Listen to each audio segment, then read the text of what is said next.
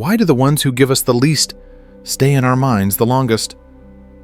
It never begins with intensity, no fireworks, no declarations, just a glance that lingers slightly too long, a silence between sentences that feels intentional, a moment where their presence feels rare, like something you weren't supposed to notice, but now you can't unsee.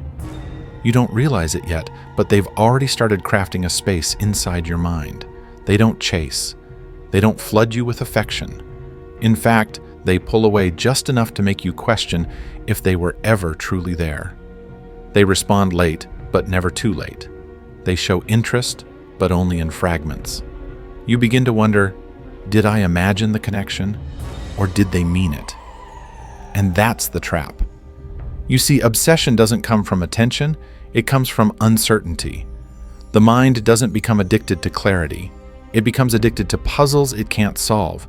They don't make themselves obvious. They become a question mark. And the human brain, wired to seek patterns and answers, keeps chasing. Not because you want them, but because you want to understand them. And that desire turns into obsession. The people who give you everything, affection, time, consistency, they give you peace. But peace doesn't keep you up at night. Confusion does. Silence does. What makes someone unforgettable is not how loud their presence is. It's how loud their absence becomes. And that's the Machiavellian secret. Don't make them feel full. Make them feel unfinished. Leave gaps in the story they can't stop trying to fill. Disappear not to be forgotten, but to be hunted. Because obsession is never born from abundance, it's born from what's withheld. It doesn't take cruelty to make someone obsessed. It only takes uncertainty. The kind that lingers in silence after a conversation ends. The kind that hides behind a glance that could mean desire or calculation. This is how obsession is born, not from what is clearly felt, but from what is never confirmed. Certainty gives people permission to relax, but uncertainty. It keeps their mind awake at 2 a.m., replaying every word you said, trying to decode meaning that was never clearly offered. You don't need to lie. You don't need to manipulate directly. You simply need to remain unreadable. Ambiguity is more powerful than persuasion. Because what the brain can't resolve, it clings to. It loops endlessly. When someone doesn't know where they stand with you, they start constructing theories. Was that glance intimate or indifferent? Was your silence disappointment or control? Their brain becomes a battlefield between hope and fear, and both emotions are addictive. They don't want you to tell them the truth. They want to feel like they're close to it, close enough to stay, but never sure enough to walk away. This is the kind of control that doesn't shout. It whispers. And the more silence you offer, the louder their imagination becomes. They stop observing you as you are and begin projecting what they want or fear onto you. You become a canvas for their internal storm. And when people start obsessing over possibilities instead of reality, you've already won. You no longer exist as a person to them, you exist as a puzzle. And puzzles don't need to be solved to be powerful. They just need to remain unsolved long enough for someone to keep turning them over in their mind again and again until your presence becomes a permanent question they can't stop asking even in your absence. That is how mental captivity begins, not through force, but through the elegance of uncertainty. The most powerful addictions aren't built on consistency. They're built on chaos, on unpredictability. When someone receives warmth, praise, or affection at random, with no clear pattern, the brain enters a heightened state of anticipation. It begins to crave not because the reward is guaranteed, but because it isn't. And the not knowing, that's where the obsession lives. This psychological loop is known as intermittent reinforcement. It's the same mechanism that keeps gamblers pulling the lever on a slot machine long after they've lost track of how much they've spent. Not because they're winning, but because they might. The next moment could be the one. The brain floods with dopamine not from satisfaction, but from the possibility of satisfaction. Used on a person, it becomes a weapon. You give them affection, then distance. You say something kind, then go silent. One day, your presence feels like sunlight. The next, like winter. There is no warning, no explanation, only contrast. And contrast breeds emotional hunger. They start checking their phone more often, rereading your words, wondering if they did something wrong or if you've simply moved on. Their nervous system becomes addicted to the cycle reward-withdrawal-reward. The inconsistency sharpens their emotional dependency because now your attention isn't just wanted, it's needed. It becomes a fix, something to chase. What they don't realize is they've entered a pattern you control completely. You've hijacked their internal rhythm. They no longer seek comfort, they seek the high of being noticed again. You've trained them to associate tension with meaning, silence with mystery, inconsistency with value.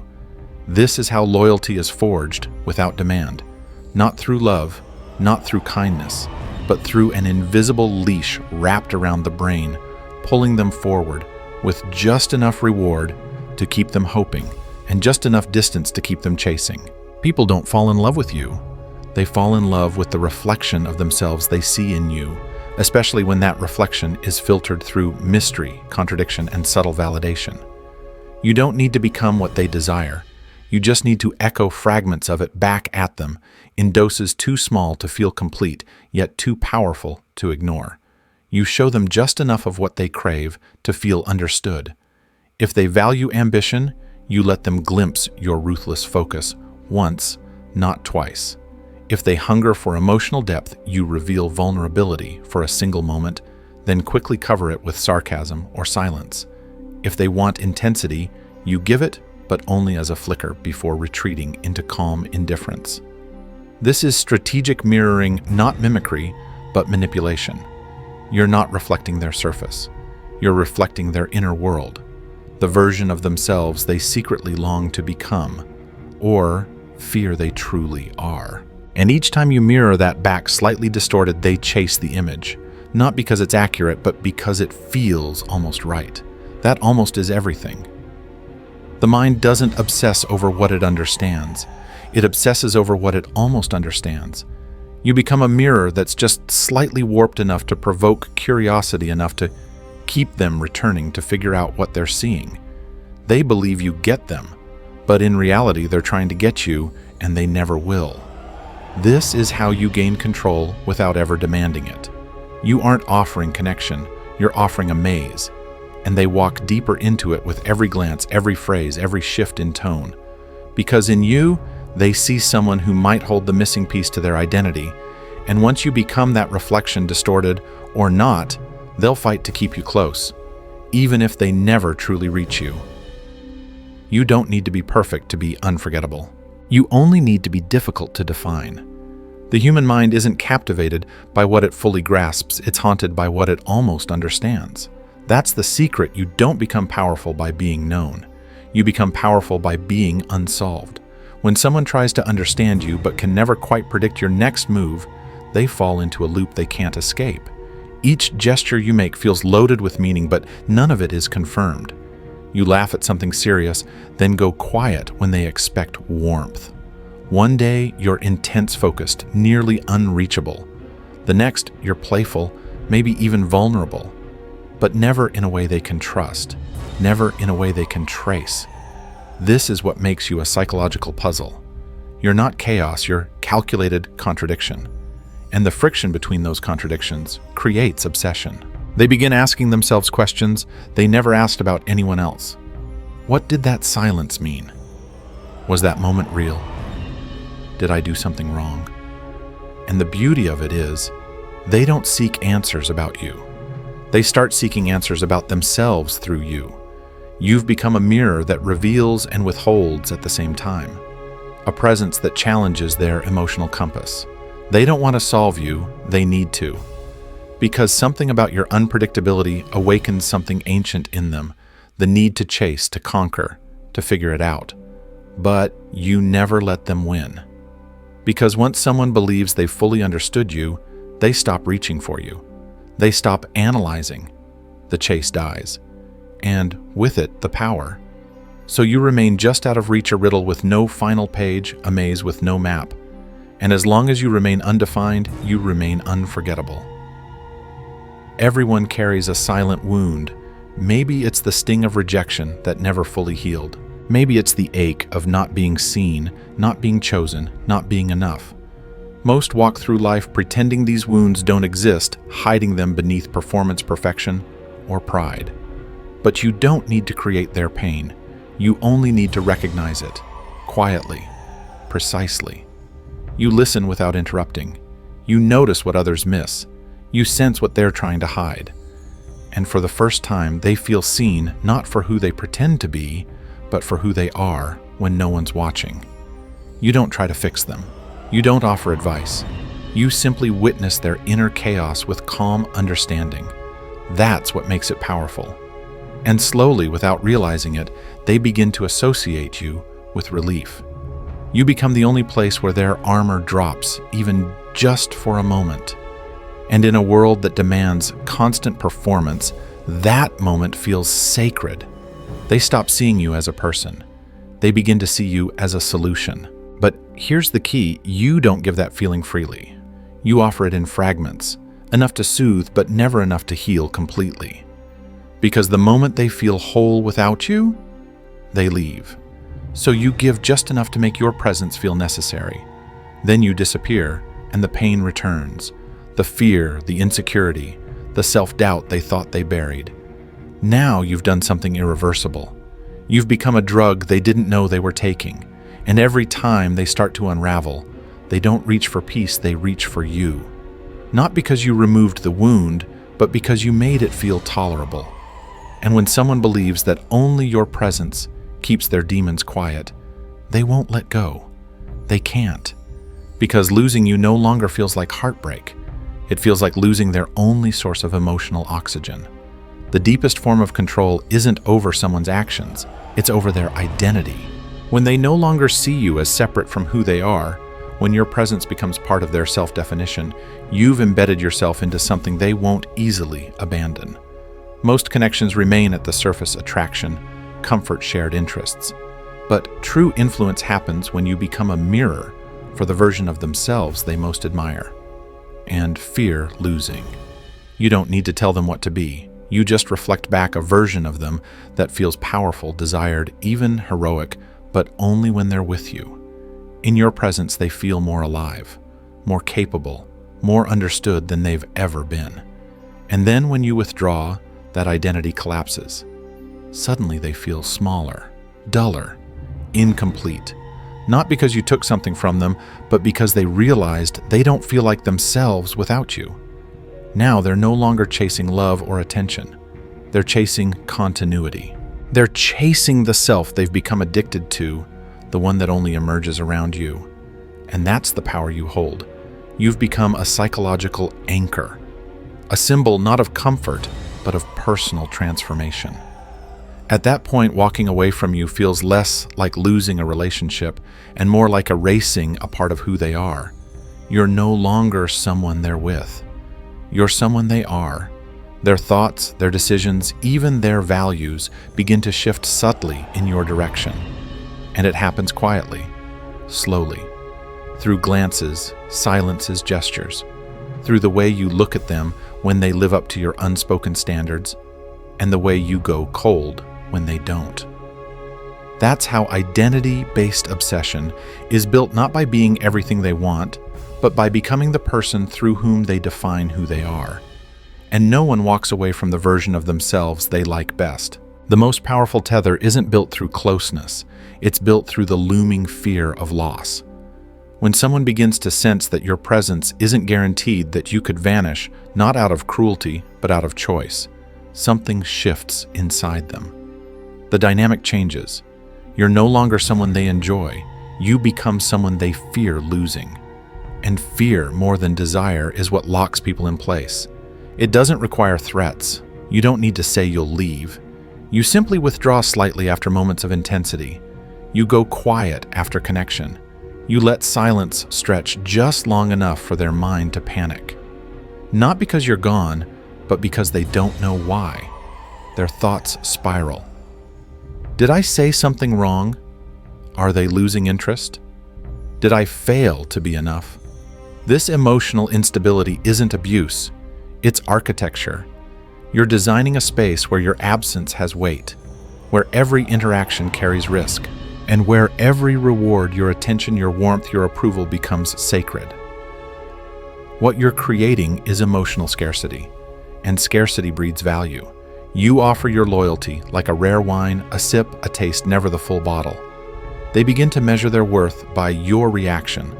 They start trying harder, speaking softer, watching their words more carefully, not to manipulate you, but to preserve what they fear they're losing.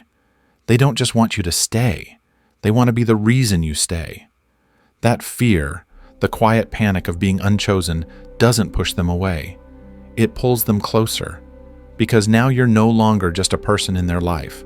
You've become a privilege, a symbol of something fragile and powerful. And once they believe that losing you would mean losing access to their most desired self, they'll guard you like something sacred, even if you never asked them to. Disappearance creates curiosity, but your return, that's what seals the obsession. Because when you come back, you don't return as the same person. You reappear with a shift in energy, colder, sharper, more distant. Not cruel, just emotionally measured. The warmth they once felt from you is still there, but it's subdued like a flame behind glass. They can see it, but they can't reach it. This subtle transformation ignites a powerful fear in them. What changed?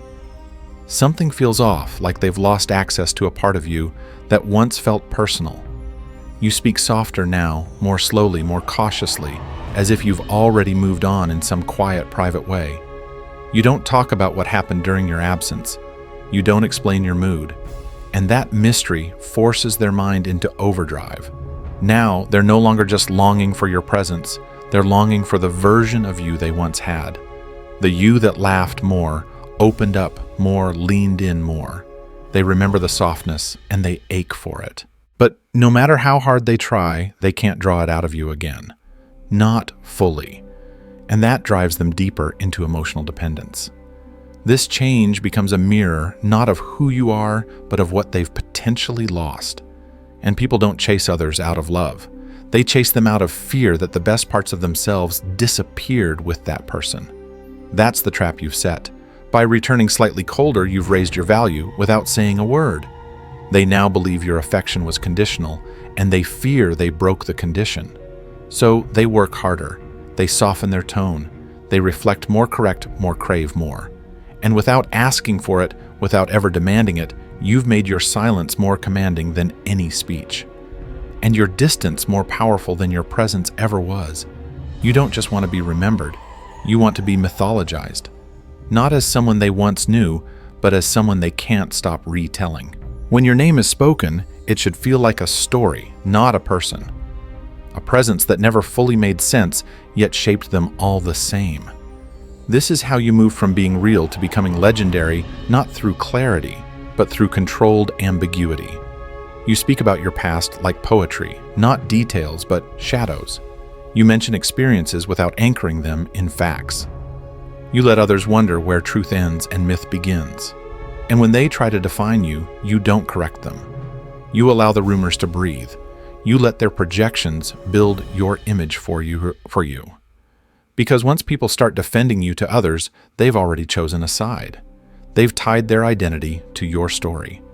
In doing so, you become larger than life, not by showing power, but by implying it. The less they know, the more they invent. The more they invent, the more emotionally invested they become. They argue over your intentions. They debate your motives. And in that argument, you rise. You don't chase image, you let it evolve in your absence. Your silence becomes holy.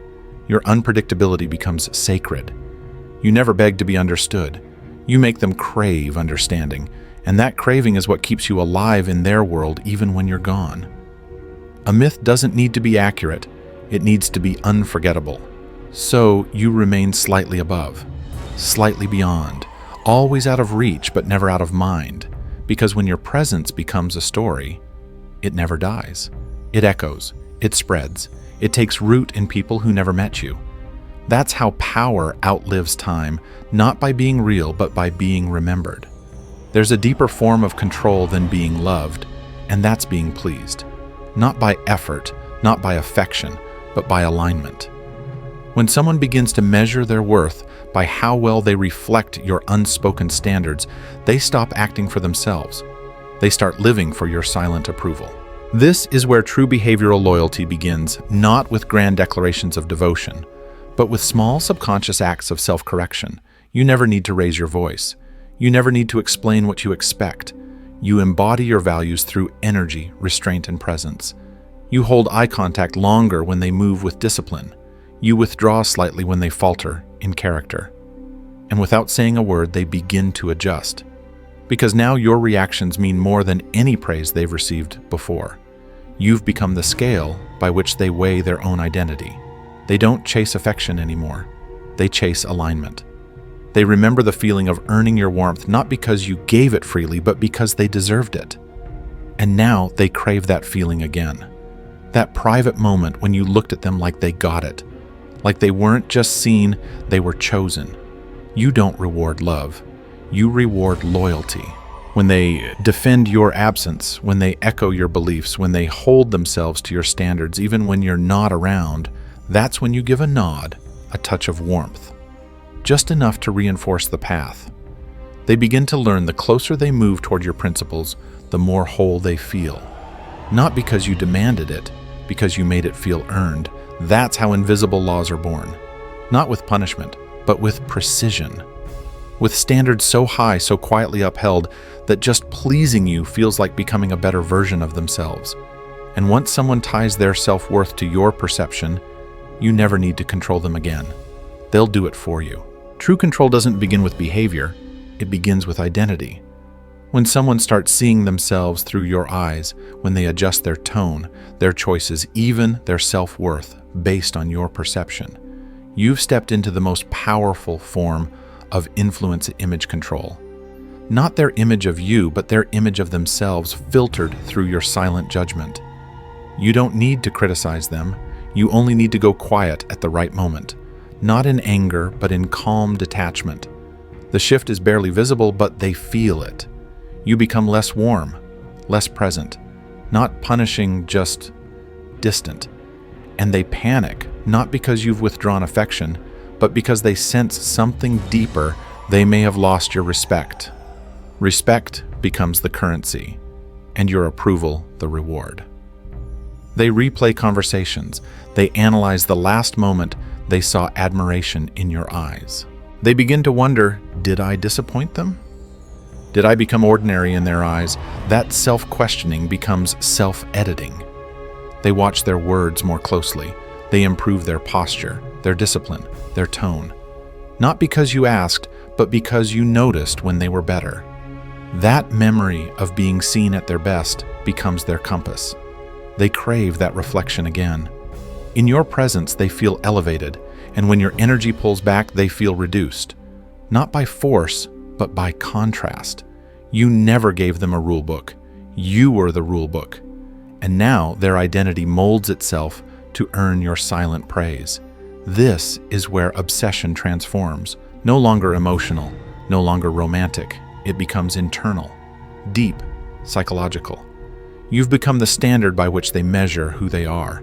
And the fear of falling below that standard is more powerful than love, more permanent than desire. It is control through admiration, and control through admiration never needs to be spoken aloud. Obsession doesn't need constant contact to survive. In fact, it thrives in your absence as long as your disappearance is deliberate. Not dramatic, not explained, just faded. A subtle delay in your reply, a colder tone, a moment of silence after connection. You don't slam the door. You leave it cracked just enough for their imagination to crawl through. And that's where your power multiplies in their imagination. When you're no longer present, they begin filling in the blanks. They replay old conversations with new meaning. They hear your voice in quiet moments, see your gestures in strangers. You become less of a person and more of a presence. You don't haunt them loudly. You haunt them softly through half-finished moments, unresolved emotions, and sensory anchors. A phrase you always said, a playlist you left behind, a place that now feels empty without you in it. These aren't memories. They're emotional triggers, echoes you planted before leaving. And as they spiral through the silence, they chase something they can't name. It isn't just you they miss, it's who they became when they were near you. Stronger, sharper. Understood. Now that you're gone, they feel smaller, duller, incomplete. And that incompleteness doesn't lead to closure, it leads to craving. You don't have to return. In fact, your power grows when you don't. Because now they're not trying to reach you, they're trying to reach the feeling you once gave them. And since that feeling no longer exists anywhere else, every small trace of you becomes sacred. This is the moment when obsession turns inward, when the absence becomes louder than your presence ever was. You've become the unanswered question, the ghost they chase, the emotional fix they can't replace. And all you had to do was vanish at the perfect time. In a world that constantly rewards visibility, we forget the quiet power of absence. We chase approval, overexpose ourselves, and try to earn connection by giving more. But true influence, the kind that lasts, doesn't come from being loud. It comes from being missed. The lesson is simple, yet deeply uncomfortable. Don't give all of yourself away. Hold something back. Mystery fuels attention. Scarcity drives value. When you create emotional space, others are forced to confront their own desires, projections, and patterns. That's when attachment deepens, not because of who you are, but because of who they become when they're around you. It's not about playing games, it's about mastering presence, knowing when to show up, and more importantly, when to disappear. You don't need to explain yourself. Let silence raise the questions you never have to answer. And most of all, protect your identity. Let people earn your inner world. The more they work for it, the more they'll value it. In relationships and leadership in life, don't aim to be liked. Aim to be remembered. Because people don't obsess over what's always available. They obsess over what feels just out of reach. That's not manipulation. That's psychological gravity. And those who understand it never have to beg for loyalty again.